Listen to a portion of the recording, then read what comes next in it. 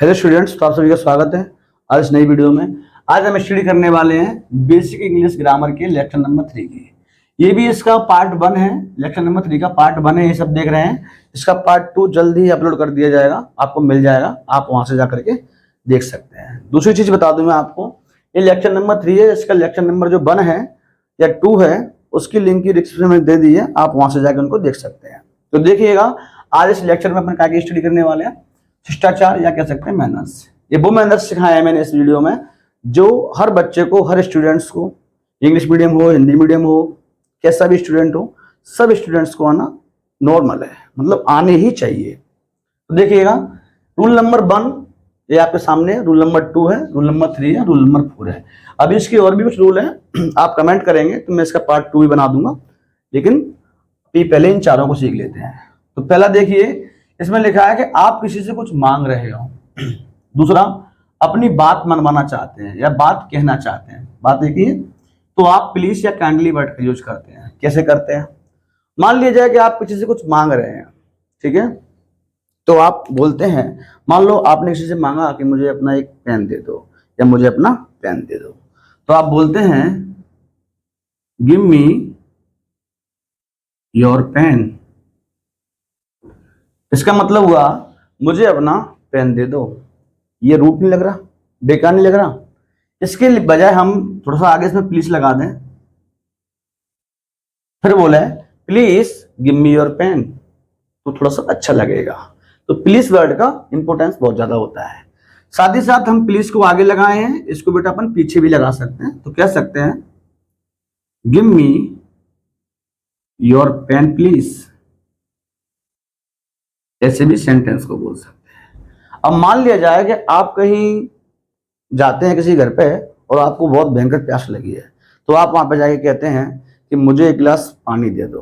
तो कुछ इस प्रकार कहेंगे इंग्लिश में, give me a glass of water, a glass of water. ये थोड़ा सा बेकार लग रहा है, इसको अच्छा बनाने के लिए क्या कर सकते हैं, प्लीज लगा सकते हैं।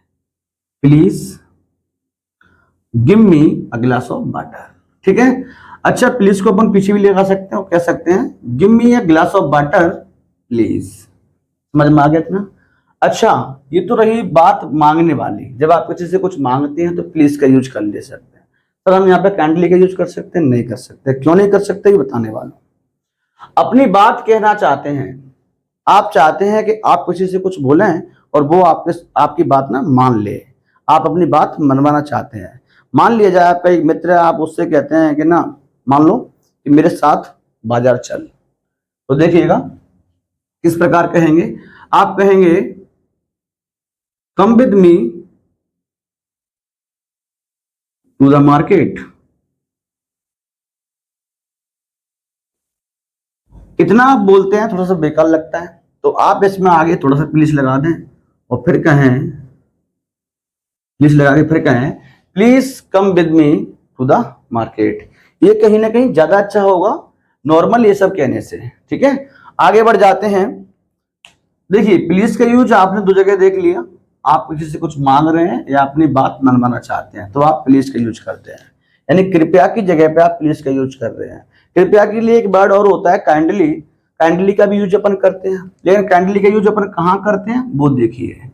मैं आपको बता दूं, काइंडली का यूज आपको करना है जब आप किसी ऑफिस में काम कर रहे हैं और अपने बॉस से आप छुट्टी लेना चाहते हैं, या आप किसी स्कूल में स्टडी कर रहे हैं, कोचिंग में स्टडी कर रहे हैं और आप अपने सर से छुट्टी मांगना चाहते हैं। छुट्टी मांगने के केस में आप कृपया के लिए काइंडली वर्ड का यूज करेंगे। मान लिया जाए आपको चाहिए 3 दिन की छुट्टी चाहिए, आपको बुखार आ गया, तबीयत खराब हो गई तब, तो आप कहेंगे ग्रांट मी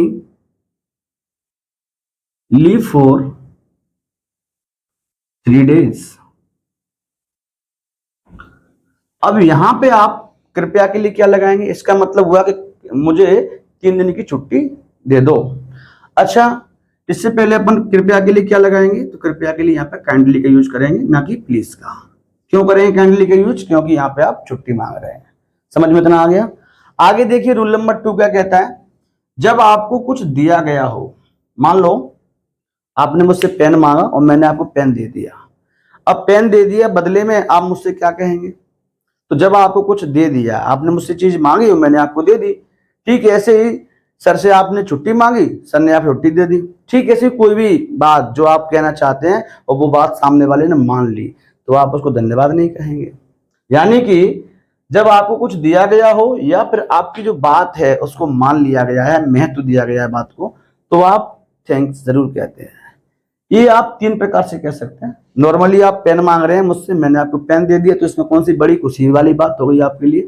नॉर्मल आप ठीक है, आप समझ रहे हैं कि खुश हो गए कि सर ने हमें हमारे मांगने पर कोई चीज दे दी। दोस्त से आपने कहा चलो बाजार चलते हैं, दोस्त आपके साथ बाजार चल गया, तो कौन से आप ज्यादा खुश हो गए? दोस्त है, दोस्त का फर्ज बनता है बाजार जाए। तो देखिए बेटा, आप ऐसे केस में जब थोड़ा बहुत खुश होते हैं तो ऐसे केस में आप थैंक यू बोलते हैं। थैंक यू किस प्रकार से बोल रहे हैं? या थैंक्स बोल सकते हैं, या थैंक यू बोलते हैं, या फिर थैंक्स टू यू बोलते हैं। ये तीनों ही वर्ड आप यूज कर सकते हैं, लेकिन मैं आपको बता दूं, आप जो थैंक्स वर्ड है इसको आप इनफॉर्मल में रखना, यानी कि अपने फ्रेंड सर्कल में आप इसका यूज करना।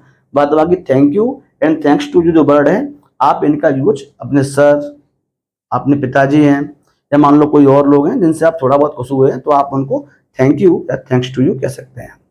साथ ही साथ अब मान लिया जाए आपने पिताजी से कहा कि पिताजी मुझे एक न्यू फोन चाहिए, और पिताजी ने कल आपके ला करके आपको न्यू फोन दे दिया, तब आप बहुत ज्यादा खुश हो जाते हैं। अब जब बहुत ज्यादा खुश हो जाते हो ऐसी कंडीशन में क्या करेंगे? तब आप थैंक्स से काम चलने वाला नहीं है, थैंक यू से काम चलने वाला, थैंक्स टू यू से काम चलने वाला है।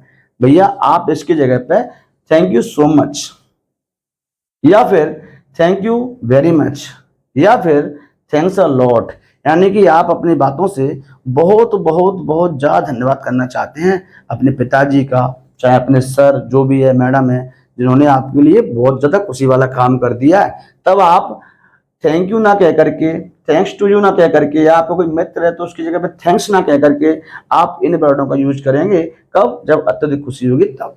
ठीक है, तो मान लिया जाए 2 दोस्त हैं, एक दोस्त है अमन, एक का नाम है करण। अमन ने करण से कहा, अमन ने करण से कहा कि मुझे अपना पेन दे दो, और करण ने अमन को पेन दे दिया। ठीक है, तो अब जो करण कहे, अमन कहेगा इससे क्या? धन्यवाद। यानी कि अमन ने करण से क्या कह दिया? धन्यवाद कह दिया। अब करण का भी तो फर्ज बनता है कि धन्यवाद के बदले में क्या बोला जाए इससे। तो देखिएगा, रूल नंबर 3 कहता है कि अगर कोई आपको धन्यवाद करे तो आप क्या कहेंगे? ये जो आपके सामने इतने सारे वर्ड लिखे हैं, ये सब धन्यवाद का जवाब है, धन्यवाद का रिप्लाई है। ये अलग अलग जगह पे देने होते हैं। सबसे पहले बोलते हैं अपन वेलकम। अक्सर बच्चे यही बोलते हैं वेलकम। थोड़ा सा बता दूं, वेलकम की जो स्पेलिंग है WEL होती है, सिंगल एल होती है इसमें। डबल एल वाली जो वेलकम है ये होती है डबल एल, वेलकम। बेटा ये वाली डबल एल वाली जो है ना, इसमें 2 वर्ड अलग अलग होते हैं, बेल अलग होता है, कम अलग होता है। यानी कि वेलकम का मतलब है स्वागत, और ये है बेल और कम, इसके 2 अलग अलग वर्ड हैं। तो वेलकम के लिए आप ये वाली मीनिंग ना यूज कर करके ये वाली मीनिंग यूज करें, वेलकम सिंगल एल वाली, ये करेक्ट मानी जाती है। ठीक है, साथ ही साथ इसका मतलब होता है स्वागत है या स्वागतम। अच्छा, इसकी थोड़ा सा मैं आपकी जानकारी बता दूं। पहले होता क्या था कि पहले संस्कृत का जमाना था, अपनी राष्ट्रभाषा संस्कृत थी। संस्कृत के टाइम पे क्या होता था, लोग बाग आते थे तो मान लो कोई किसी काम कर देता तो धन्यवाद बोलते थे। धन्यवाद के बदले में सामने वाला व्यक्ति उसको क्या बोलता था? स्वागतम। तब से लेकर के धन्यवाद को थैंक्स कहने लगे या थैंक यू कहने लगे, और जो स्वागतम है उसको वेलकम कहने लगे। तो ठीक है, अच्छा है, सब यूज करते हैं, आप भी कर सकते हैं। साथ ही साथ आप इसकी जगह पे और क्या वर्ड यूज कर सकते हैं? तो मेंशन नोट का यूज कर सकते हैं। मेंशन नोट ये सब क्या होता है? मान लिया जाए कि आप कहीं रास्ते में गए और आपको ये कोई आंटी मिल गई या अंकल मिल गए, वो वृद्ध है, थोड़े से वृद्ध किस्म के व्यक्ति हैं, बूढ़े हैं। अब आपने उन्होंने आपसे कहा कि ना भैया हमारा एक बैग है बेटा, इसको उठा के वहां पर रख दो। अब आप यंग हो, आपने उनका कोई काम कर दिया। यार एक बात बताओ, काम कर दिया तो क्या बड़ा कोई काम कर दिया? बैग उठा के रख दिया है, बच्चों वाले काम है, कर सकते हैं अपन। अब वो धन्यवाद कह रहा है अंकल आपको, अंकल कहते हैं, जो बूढ़े व्यक्ति आपको मिले वो कहते हैं धन्यवाद बेटा। तो बताइए आप सुनना पसंद करेंगे कि ना वो बूढ़ा व्यक्ति मुझे धन्यवाद कह रहा है? तो सुनना पसंद नहीं करेंगे। तो आप कुछ इस प्रकार से कहते हैं कि ना मेंशन नोट, इसका मतलब होता है अरे ये सब बोलने की जरूरत नहीं है, आप उससे कहना चाहते हैं।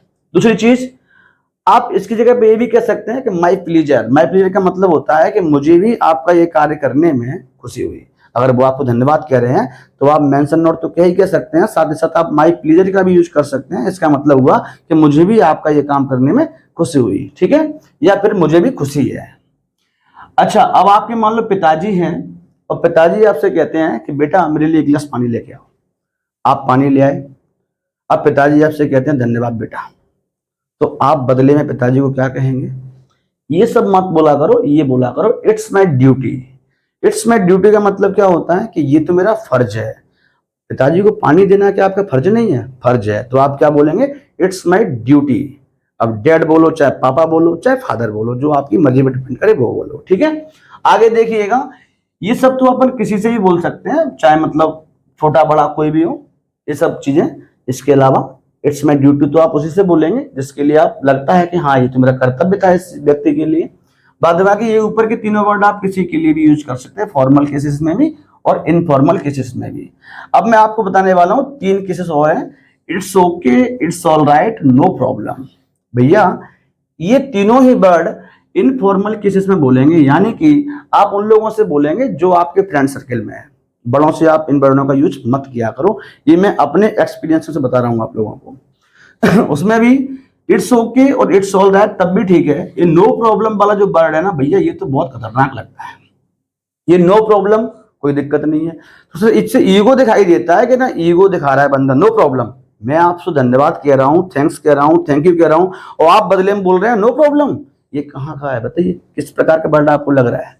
इसीलिए नो प्रॉब्लम कहने की बजाय आप it's okay, it's all right कह सकते हैं। ये थोड़ा सा एटीट्यूड वाला वर्ड है, नो प्रॉब्लम। ठीक है, तो इसका मतलब क्या होता है? कोई बात नहीं, ठीक है। मतलब ये नॉर्मली आप इनफॉर्मल में यूज किया करो। आप बड़ों से, आप बड़े आपसे, मान लो मैं आपसे धन्यवाद करूं और आप बोलते हैं इट्स ओके, सब ठीक है, ये बेकार नहीं लगेगा? बेकार लगेगा। इसीलिए बड़ों के लिए आप ये ऊपर के 3, और जो ऐसा व्यक्ति है जिसके लिए आपका कर्तव्य बनता है, फर्ज बनता है, उसके लिए ये वाला वर्ड, और बाद में अपन दोस्त वगैरह के लिए आप इनका यूज कर सकते हैं। अब मैं आपको एक नया वर्ड सिखाने वाला हूँ, ये नया वर्ड सीखिए। इसको आप फॉर्मल, इनफॉर्मल हर जगह यूज कर सकते हैं, चाहे कोई भी हो। इसका मतलब है happy to be of service. ये एक नया वर्ड है, इन सबके जगह रिप्लेस कर सकते हैं इसको, happy to be of service. इसका मतलब क्या होता है? आपकी सेवा करके मुझे भी खुशी हुई। ये नया वर्ड आप याद कर लो, happy to be of service. याद रहेगा इतना? ये नया वर्ड आप यहाँ पे यूज कर सकते हैं। ठीक है, तो ये रहा कि यदि आपको कोई धन्यवाद बोलता है तो आप उसके बदले में उसको क्या बोलते हैं। साथ ही साथ मैं आपको बता दूं रूल नंबर 4 के लिए, अगर आप खाना खा रहे हैं, मान लिया जाए किसी ने नौता किया आपका, आप खाना खा चले गए उसके घर पे, खाना खा रहे हैं, तो अक्सर आपने देखा है कि जब अपन मतलब खा ही रहे होते तब सामने वाला कोई बंदा आके पूछता है और कुछ चाहिए, और कुछ लेना है, तो आप बोलते ना नहीं, वो नहीं चाहिए। ऐसा मत बोला करो। ये मना डायरेक्टली करना थोड़ा सा बेकार लगता है। आप स्टूडेंट हो, पढ़ने लिखने वाले हो, तो आप इस प्रकार मत बोलो कि नहीं मैं आना चाहिए, मैं ना लेना, ऐसा नहीं बोला करो। मना करने के लिए आप इस वर्ड का यूज कर सकते हैं, नो थैंक्स, जी नहीं धन्यवाद। इसका मतलब क्या होता है? नो थैंक्स आप बोलेंगे। अब मान लो कोई पूरी देने आ गया, बोल रहा है कि भैया पूरी और चाहिए, तो आप बोलेंगे नो थैंक्स। इसका मतलब क्या हुआ? जी नहीं धन्यवाद। ठीक है, तो आज के लिए बस इतना ही। ये पार्ट नंबर 1 है, इसका पार्ट 2 जल्दी अपलोड कर दिया जाएगा। तब तक के लिए धन्यवाद। और ना भैया, अगर आपको वीडियो अच्छा लगता हो तो ना आप मेरा दिल से सपोर्ट कर सकते हैं। Okay, thanks for watching.